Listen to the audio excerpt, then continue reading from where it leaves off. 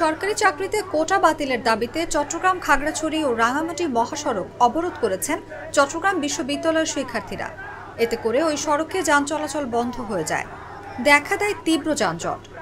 বুধবার বেলা 11:30টার দিকে শিক্ষার্থীরা প্রথমে বিশ্ববিদ্যালয়ের কেন্দ্রীয় শহীদ মিনারে অবস্থান কর্মসূচি পালন করেন।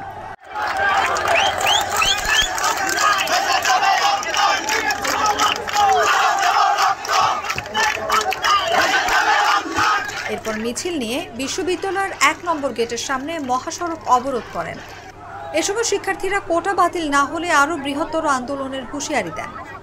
বৈষম্য বিরোধী ছাত্র আন্দোলনের ব্যানারে আয়োজিত অবরোধে প্রায় 2 শতাধিক শিক্ষার্থী অংশ নেন।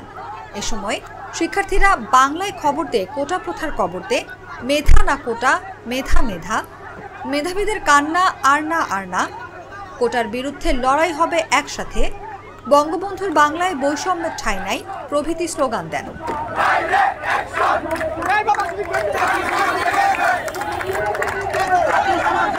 শিক্ষার্থীদের দাবিগুলো হলো 2018 সালে ঘোষিত সরকারি চাকরিতে কোটা পদ্ধতি বাতিল ও মেধাভিত্তিক নিয়োগের পরিপত্র বহাল রাখতে হবে।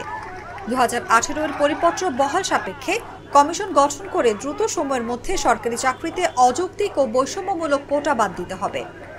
সংবিধান অনুযায়ী কেবল অনগ্রসর ও সুবিধাবঞ্চিত জনগোষ্ঠীর কথা বিবেচনা করা যেতে পারে। সরকারি চাকরির নিয়োগ পরীক্ষায় কোটা সুবিধা একাধিকবার ব্যবহার করা যাবে না এবং কোটায় যোগ্য প্রার্থী না পাওয়া গেলে শূন্য পদগুলোতে মেধা অনুযায়ী নিয়োগ দিতে হবে। দুর্নীতিমুক্ত, নিরপেক্ষ ও মেধাভিত্তিক আমলাতন্ত্র নিশ্চিত করতে কার্যকর ব্যবস্থা নিতে হবে।